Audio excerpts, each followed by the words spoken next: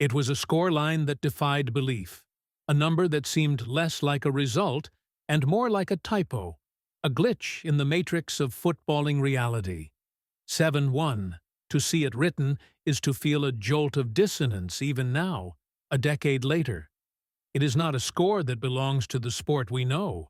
It is the kind of result you see in a child's playground game or a preseason friendly against a semi-professional side. But this was the FIFA World Cup semi-final. This was Brazil, in Brazil. This was not just a defeat. It was a cosmological event, a tear in the fabric of the universe where the fundamental laws of football, history, and national identity ceased to apply for 90 cataclysmic minutes. The Mineiraço, the Minas Gerais shock, was more than a match. It was a national exorcism that went horribly wrong, a public autopsy performed on a living patient the day the beautiful game in the nation that invented its modern poetry was forced to stare into a mirror and see a grotesque, unrecognizable reflection. The stage was set not on the pristine turf of the Estádio Mineirão on July 8, 2014, but in the deep, fertile soil of Brazilian history. To understand the magnitude of the collapse, one must first appreciate the dizzying height from which Brazil fell. Football is not a sport in Brazil. It is a secular religion, a fundamental pillar of the nation's self-conception. It is the language of joy, the rhythm of the samba, the embodiment of Jogo Bonito, the beautiful game. This identity was forged in the yellow shirt, a garment so iconic it is simply known as a amarelinha, the little yellow jersey. It is worn by gods: Pelé, Garrincha, Zico, Socrates, Ronaldo. These are not mere athletes. They are cultural titans, the authors of a national narrative of flair, creativity, and triumphant success. The 5 stars embroidered on the crest are not decoration. They are a cosmology, each one a celestial body representing a World Cup victory, a testament to their divine right to rule the footballing world. The 2014 World Cup was meant to be the ultimate coronation. After decades of waiting, the global festival was returning to its spiritual home.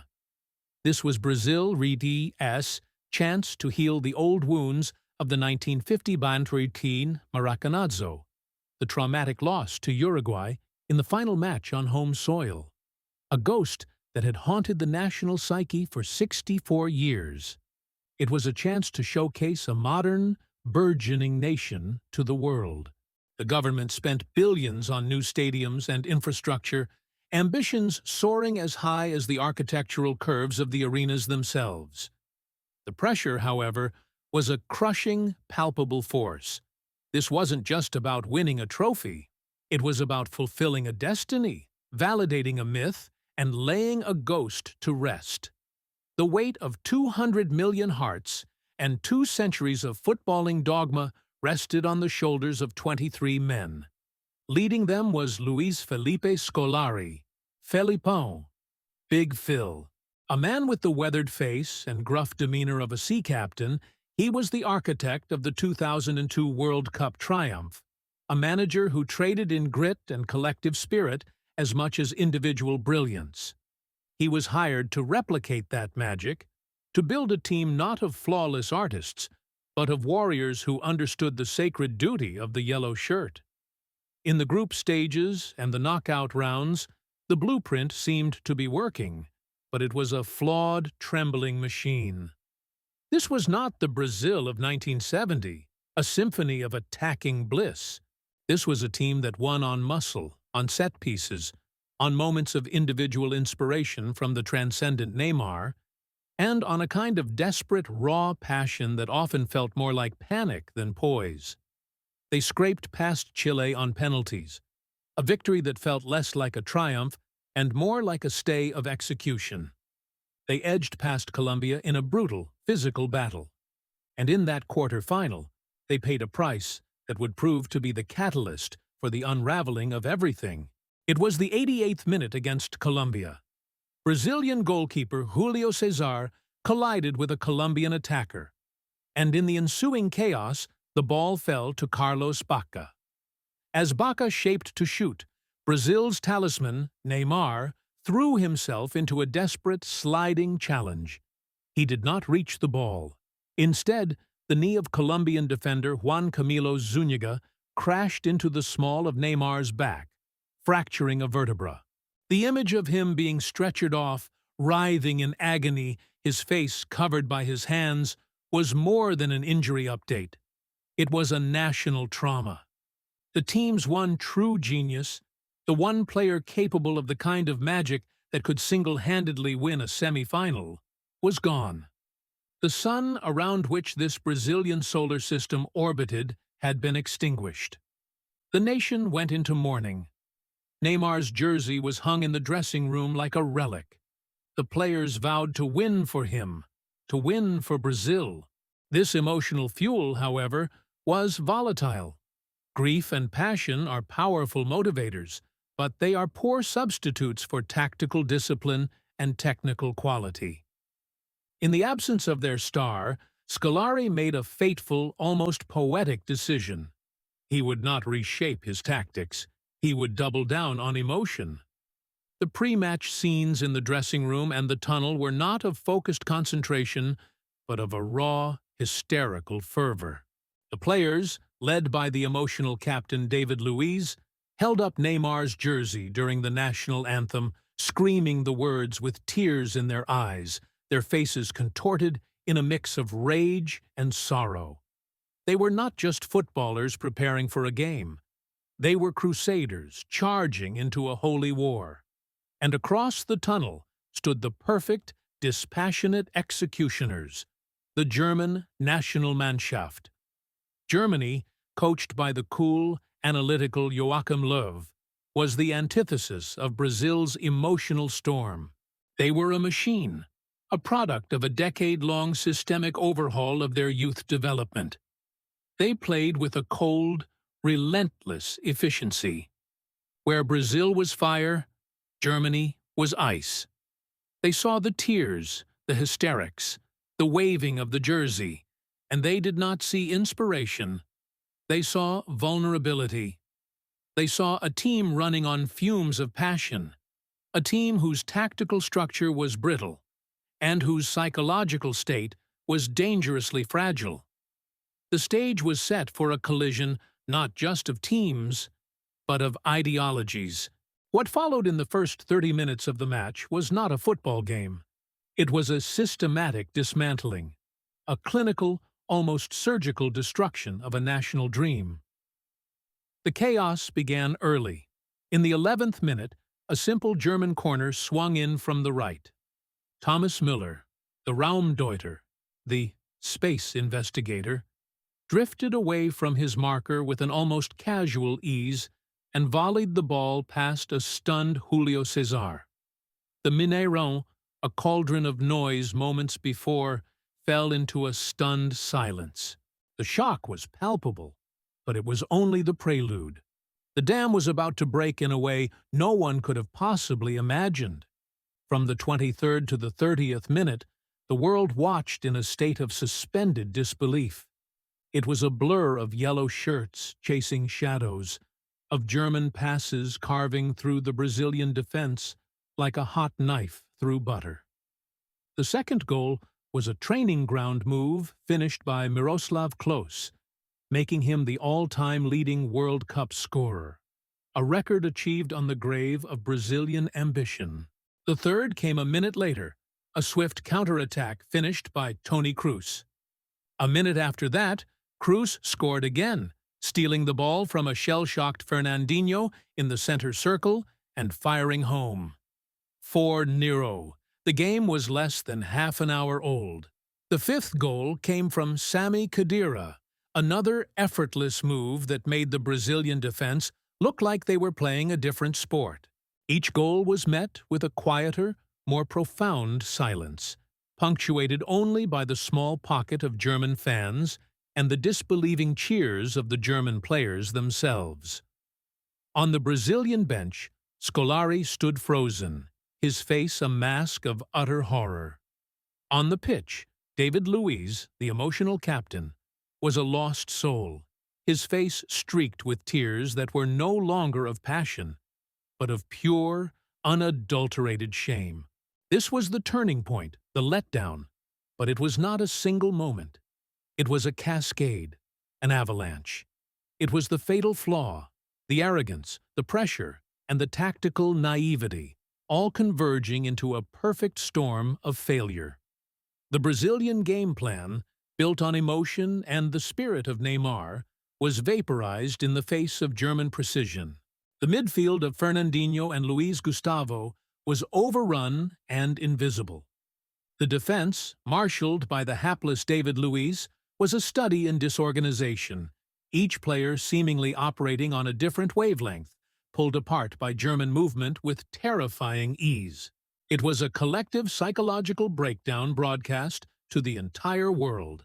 The halftime whistle was a mercy killing, the score an unspeakable 5-0. The second half was a funeral march. The Germans, perhaps out of pity or simply professional pragmatism, downed tools. They added 2 more goals after the break from André Schürrle, but the relentless assault was over. The only question that remained was whether Brazil could score a consolation goal, a tiny salve for a mortal wound. They did in the 90th minute, as Oscar bundled the ball past Manuel Neuer. The goal was utterly meaningless, a hollow gesture that only served to accentuate the absurdity of the scoreline. 7-1. The final whistle was not an end, but the beginning of a long national reckoning. The fallout was immediate and brutal. In the stadium, the cameras captured the most haunting images of the sporting century. A young boy, his face contorted in unimaginable grief, crying into his father's Brazil flag. An elderly man clutching the yellow jersey to his chest, staring into the void with dry, disbelieving eyes. These were not just disappointed fans, they were witnesses to a national humiliation. The players fell to the turf, some sobbing uncontrollably, others sitting in a catatonic state, unable to process the scale of the disaster. The analysis began before the tears had even dried. Why? How could this happen? The why was a complex web of failures. The tactical failure was the most obvious. Scolari's plan was archaic and exposed. His reliance on emotion over tactical structure, his selection of an out-of-form Fred and an emotionally volatile David Luiz as a defensive leader were catastrophic miscalculations. He had sent a team of soldiers with blunt swords into a battle against a laser-guided missile system. The psychological failure was even more profound. The pressure was simply too great. The weight of the Neymar injury, the desire to avenge 1950, the expectation of an entire nation, it created a psychological pressure cooker that exploded at the first sign of adversity. When the first goal went in, the entire facade of Brazilian confidence crumbled, revealing a core of pure, unadulterated fear. But the why also extended far beyond that single night in Belo Horizonte. The 7-1 was a symptom of a deeper sickness within Brazilian football. For years, the country had been resting on the laurels of its past, exporting its best talent to Europe at younger and younger ages, while its domestic football infrastructure rotted from within. The Jogo Bonito had been replaced by a more physical, European style of play, but it was a poor imitation, lacking the tactical sophistication of the original. Brazil was no longer producing the complete midfield generals like Socrates or the flawless technicians like Zico. They were producing athletes. The German victory was not just a win for a team, but for a system, a testament to long-term planning, youth development, and a cohesive footballing philosophy. Brazil had none of that. They had only a myth, and on that night, the myth was brutally, publicly, and irrevocably shattered. The legacy of the 71 is a scar on the Brazilian soul, a ghost of 7-1 that haunts every subsequent national team selection, every major tournament. It fundamentally altered the way Brazil sees itself and the way the world sees Brazilian football. The aura of invincibility was gone. The yellow shirt was no longer a symbol of fear for opponents. It was a target. For Germany, the victory was the final, definitive step in their own footballing renaissance, a confidence-boosting springboard to their World Cup triumph in the final just days later. For Brazil, it was the end of an era. Yet, from the ashes of such a profound failure, a slow, painful reassessment has begun. The immediate reaction was one of shame and anger, but over time, it has fostered a necessary, if brutal, introspection. The Brazilian Football Confederation was forced to examine its failures. A new generation of coaches and players, while still burdened by the memory, have been forced to build a new identity, one less reliant on past glory and raw emotion, and more on modern tactics and structural integrity. The 7-1 is now the benchmark for sporting catastrophe, a number used to measure any unexpected defeat in any context around the world. It has become a part of global folklore. The 71 is the ultimate testament to the thin line between legend and letdown. It is the story of how a dream, built upon a century of triumph and a nation's deepest hopes, can be vaporized in 90 minutes of brutal reality.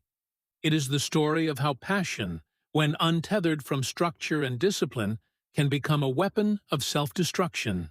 The Brazilian team of 2014 aimed to become legends, to inscribe a 6th star on their jersey and cement their place in the pantheon. Instead, they authored a different kind of legend altogether, a cautionary tale of hubris, pressure, and the fragile nature of sporting identity. They are remembered not for the glory they sought, but for the nightmare they lived. A reminder that in the theater of sport, the greatest drama often lies not in the triumph of the victor, but in the spectacular, soul-searching collapse of the fallen. The Mineiraço was the day the samba stopped, and the silence that followed was the most deafening sound in the history of the beautiful game.